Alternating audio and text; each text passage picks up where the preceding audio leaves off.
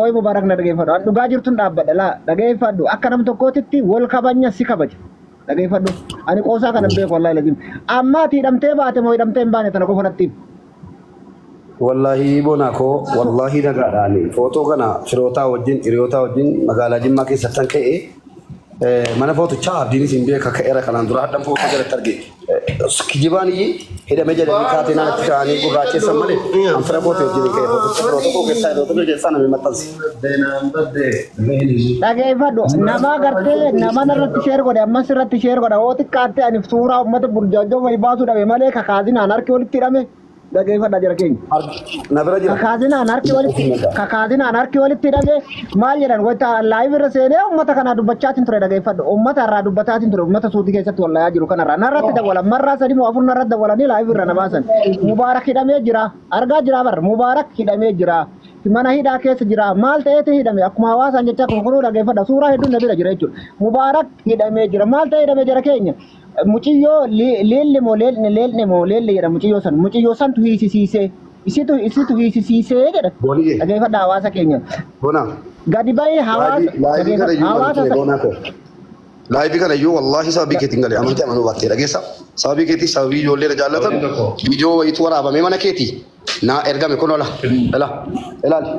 ilaali viidiyoo kana gartala viidiyoo ta'uusa deeqaa furtamana ergamee boonaanii marataa jira naan jettee boleettiin kun wallahi siifi ijoollee achirraa dubbataa turan hidhamuun qabu maaloo tokkoffaa namni calluma hidhamee bakkee keessa qabamee hidhamaan jiru boonaa koo waan asitti keessa lammaffaa immoo siifan dawwalaan sadaffaan immoo warra hidhaanaa hawwe jalumaaf haa ta'u liiltii ateettu immoo namni si dhaga'uun maqaa si waamuu barbaadu bilookiidhaan biraa liiltii jedhamtu mukarra kaamte jechuudha tuu biyya kana jiraatti mukarra kaa'een fuudhee naanna kabaja dubartiitiin malee lakkiin galchaan kanaaf bilookii ofirraa godheera yoonni si arrabse ammas dubartiin gadi yaadii immoo hubee maal dubartii hunda arrabsuudha maal jedhanii kanaaf abbaasitti erges bareera yookaan biraatee immoo keessaa waliin haasofna ati naa jiraadhu obboleessa koo qaalii akkasitti ayyee galatume ani ati naga ta'uudha ani ammoo natti himanii sagalee si ta'uu dhabuun kan koo eenyuuf illee yoo taate dhugaarra dhaabbadhee dhugaaf sagalee ta'anii qaalitti iyyuu mana kan koo biraa gurbaan kun waan tokko ta'eennaan itti gaafatamuu mataa keetti jedhee wallaahi isime sanuu mana kiyyatti waamee jechuudha. Kanaafuu ati baga rabbiin fayyaa keessii kenni hadhallee borullee yoo taate ka sagaleen bilbilanii natti himanii miti guyyaa lama ollaanii irra jirtu ana wanti shakkii natti ta'e kaleessa dheengadda har'a ollaanii irratti sin agarranii beekta waan taateef kanarra dhaabbadhee sagalee ta'e sagalee ta'u borullee sagalee ta'u dhaabu jechuudha kanaaf ati rabbi fayyaa keessi haa kennu bakka deemte rabbi si haa ga'u hundi keessanuu hawaasa keenya ayoo waan barbaadan jettan mubaaraka obboleessa kiyyaa ol jaaladha obboleessa kiyya irra natti aana yoo jedhe soban jedhamu jechuudha kanaaf hadhallee borullee yoo taate nama kanarra waliin dhiibnu jechuudha dhugaarra dhaabbanna dhugaaf dhaabbanna jechaaf gocha namaa duuba deemtu tokko jiru. Boona dhaggeeffatu siifan dawwala nama tokko walloli. Hinduu ejelaan tureema. Hinduu ejelamee siin dawwalamne. Ma waamee kanaan jechaa jira. Wallaahi laziin bar. Waamee kanaan jechaa tura. Hinduu ejelamee sitti waamiti sana wanti taanu hin jiru. Ani hinduu leesii nan jira. Boonaa ko namaan wallolii nan siin jechaa luma hidhiisi. Ajadan. Gaafa rabbi jeen dubbadha. Idris የምትባለው ሻቢያ ማለት ነው። አባትክ ኢሳያስ የአንድ አውሮፕላን ብቻ ነው ወደ ኤርትራ የሚበረው እሱም የኢትዮጵያ ነው።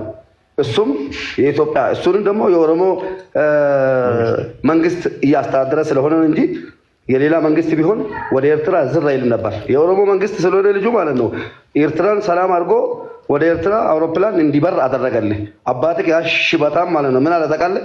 የኢትዮጵያ አየር መንገድ ወደ ኤርትራ እንዳይገባ ብሎ አበደ አሉ እና ላቡክ በለው ምን ይቀርብናል እኛሽ አንተ ጥምብ ሻቢያ መጣላለሁ ወላሂ ድሪስ ያንተ ምስጥር ሁሉም ማለት ነው ቪዲዮ ካላነሳክ እኔ ካልሰራው ለአባቴ አልወለደኝም አንተ ወንዱ ነክ እኔና ጆን ዳንኤል ኢትዮጵያዊ ነን እኮ ከፈለኩ እንጨት ሰክቼ አሁን መውጣት የለበትም የማለት መብት አለኝ ኢትዮጵያዊ ነኝ እኔም ጆንም እኩል ነን ከመሰለኝ አየር መንገድ ረብሻል አይወጣም የማለት መብት አለኝ ከመሰለኝ ደግሞ አይ ልጁ ጓደኛዬ ቢሆንም አጥፍቷልና መንግስት ይቅርታ ማለት መብት አለኝ አንተ ሻቢያ ምን አገባ አንተ ምን አባገባ ውሻ በቃ ሙቤኒ ሚረገ ሰገሌ ቦናቂ የገለቶ ምልፋዱ የተከበራችሁ የተወደዳችሁ ወንድም እህቶቼ ላይቭ ከነንጭፋ አሁን ሰገንታ ጉዳን ቀባ ሰገንታ ሰነ ፍዴብኔ ቦረ ላይቭ ሴና ዋይ ዲማ ኦቦሎተ ኬኛ አርሲ ፊ ባሌ ሰናፍ no way arsif wallo sanaf jarsuma qabna ambayen sinjalada mube salam no altasarem yenen ልነግራችሁ ነው ታይታችን አሲያ እዚህ ጋር ነሽ ሙቤ ታስሯል ተብሎ አጀንዳ ነበርና እንዳልታሰረ ያረጋግጥኩኝ ነው ጅማኔ ጋር መጥቶ እኔ ጋር ነው ያለው ይሄን ልነግራችሁ ነው በጣም ወዳችኋለሁ ማሰላማ በኋላ እንገናኝ አመው ጋፈዱ ሙባረክ ይደሜ ቢየከተ ሙባረክ ይደኔ ጅራኒ የደኔ ሱራ ከናና ረድ ደርገን ዲም ማሊ ይደሜ የና ምክዮ ተከቱ ጅራ ስራ መቃን ሲል ሌል ሞማሊ ለምቲ ሲቱ ሲሲሴ ሌል ቱ ሲሲሴ ናንጅራኒ ካፊን ኢማን ኦሮሞ ነው አነ ከና ከረት ዳጋ አንተ ወለ ረት ሼር ጎዳ አፍዳ ቢየቲ ሲንጅራኒ ይቆይ ማሊ ይደሜ ቢየከሰና ነው ከም biya jira waan inni firratti hidhameen beeku biyyatti sisisanii jedhan inni biyya galee nu wal'aanamu biyya galee beeka biyya galuu jechuudha ga'ee ture waliin sarkoodhamu lakkoofsa isaa akka biyyaa qabdanii laa wallaahi lakkoofsa isaa hin qabu lakkoofsa biyyaa hin qabu gara telegiraamaanii telegiraamni isaan dalagu jechuun nama itti kalaa'u nama asitti istiqbaala godhe ka beeku bilbilee gaafannachuuf jira qulqulleeffatu fuudhanii keessa jira. Amma waan biraati miti intaloota akka barbaanne intaloo maqaan leelli moodeel leelli jedhamtu akka isitu isiseera miidiyaa kana gubbarratti isitu afaan amaariffaatiin arrabsaatiin ture isitu isisee jedhanii. Heelii esi xaafiillat darbina.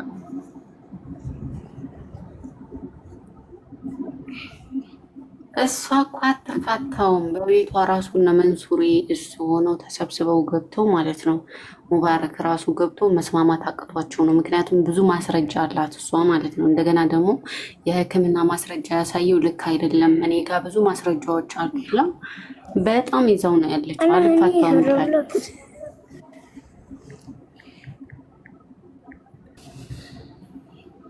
ቆይ ሜሊያስ ነበር ማለት ፋሪክ enu lilimo kopli to agasi ndebitu kopli ki godada kopli ki goda worre sir gasir jirtani kopli ki wora worre jalale undi kesano kopli ki goda duga jirtu warbun gari da wan to koda gawun baye gari da fame kidame jira anu amma juratti la jolle gono jala kana idame jira chagati ya kuno oda nama jala kana idame jira anu gafade do kijiba siritti no ndage fada annama wan kijiba siritti mu damiti dagesi undi kesano ko link godada share goda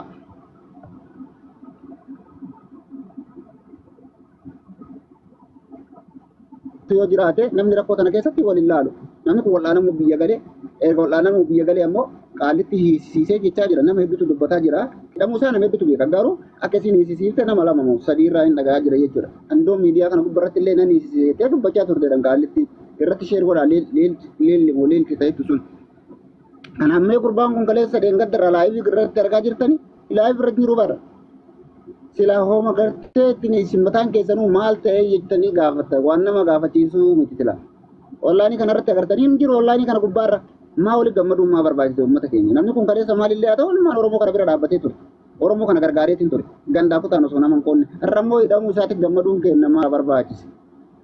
Bona bilbilee dhufee deebiin seenaa tole nam bilbilaa fi deebiin irraan attaarraan. Hai oromoo akkas qabdi oromoo wallaahi lajim ani baay'ee na.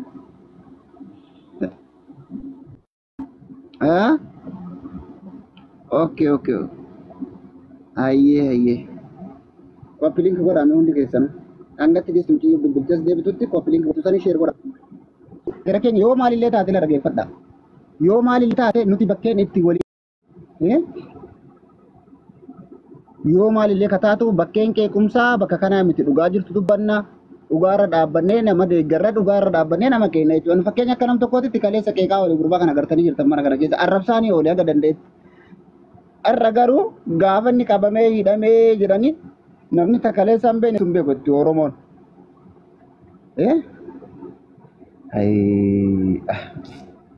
jara keenya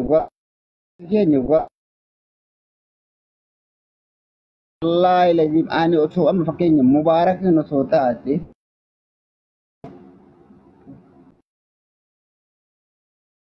geemii fedherra gaafa jiraate ebaluu miidhame ebaluu hidhame ebaluu tumame laayivii san cufee irraa baheeti dhugaa namaa jallisuun hin taatu sagalee namaa ta'a. Baga hidhame baga akkas maali boonti akkanaa kun kaleessa hidhamee hidhamee jedhan Tama kaleessa jedhan waan nama ajaa'ibu bara. Bona Kuni waan nama ajaa'ibu walaa sanirra sheer godhan Bona sama Bona jala kana sheer godha abbo እንትናን አስገባት dhufte montaloon hin dhufu.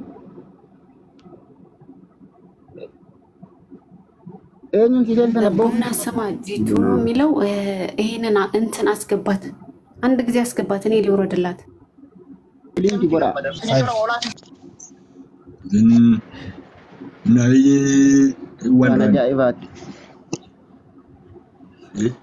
ወራን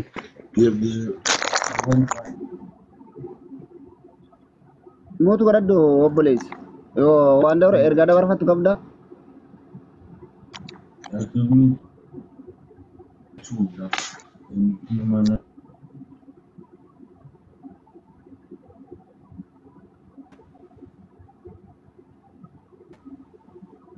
dafa mootu godhadha wala warri ergaa rooli sin galcha Kamal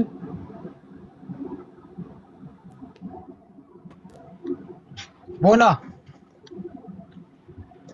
Oye.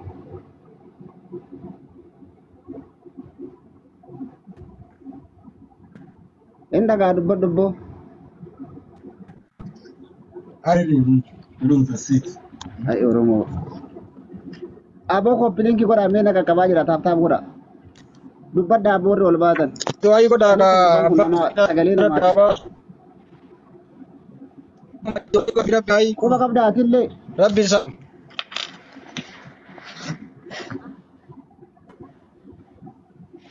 ku baka balile doai be sanam ne ke nabe ta olin be ku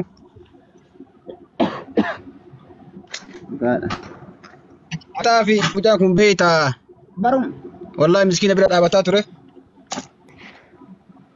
Mee mucaanii dhamee jedhaa jiran anillee biyya keessa jira bilbilamee amma natti himame ka'eeyyu. Sagalee taa'afi baay'ee nama gaddisiisa. bar ummata kanatti lallageeffadha amma ummata gowwaa kanatti hin dhabne aboo ummatuma mataa qolfii kana yaa ummata keenya dhageeffadha ummata keenya kunoo obboleessi keenya kun biyya keessa jira kanas bakka dhagahe hin beekon sababni inni hidhameef maaliidhaaf jechuu ka jedhuuti gartee isa warra qabee hidhetu beeka amma walumaa galattu hidhamuun isaa kun dhibbatti dhugaadha sagalee ta'uun nurra jiraata sagalee ta'uun barbaachisaadha. Namni kun kaleessa Oromoo bira dhaabbataa ture malee danda'an nama qoodee. Sagalee ta'uu fi qabna. Ati biyya keessa jirta obboleessa beekaa. Biyya keessa jira Bonaabo. Ati yoom dhageesse akkamitti dhageesse?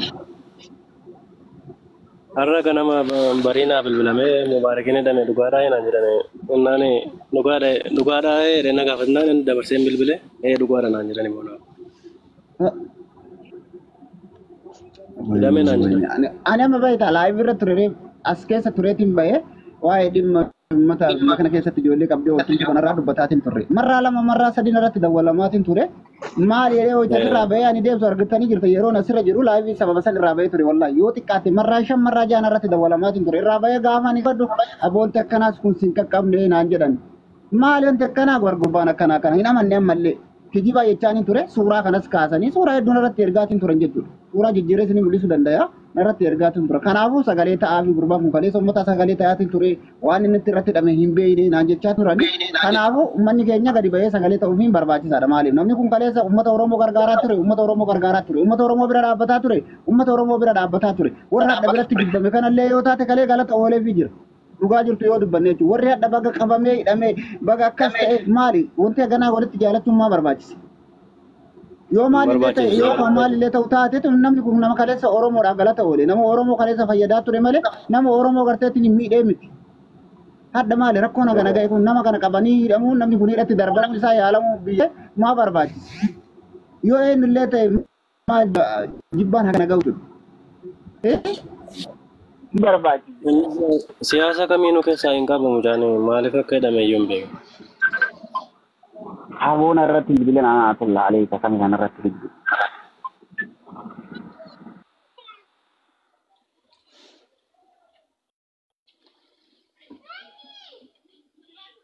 Yoo qabames qabamuu baatus sa'aatii ammatti namni waa hundayyuu ajandaa biraa barbaada. Namoonni ajandaa kana boonaadha yookiin kennitan Mubaarak qabamuu isaatti immoo gammaddaan galatoomaa malee wanni sun hin jennu hin jiru.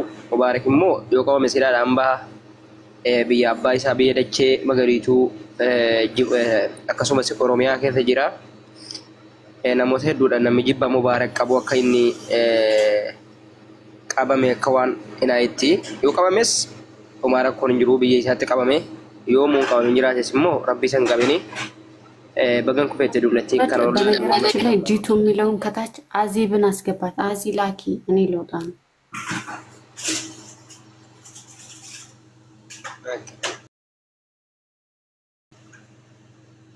kanaafuu akkasii Mubaarak kun hin jiru nama namaa jenna gaa.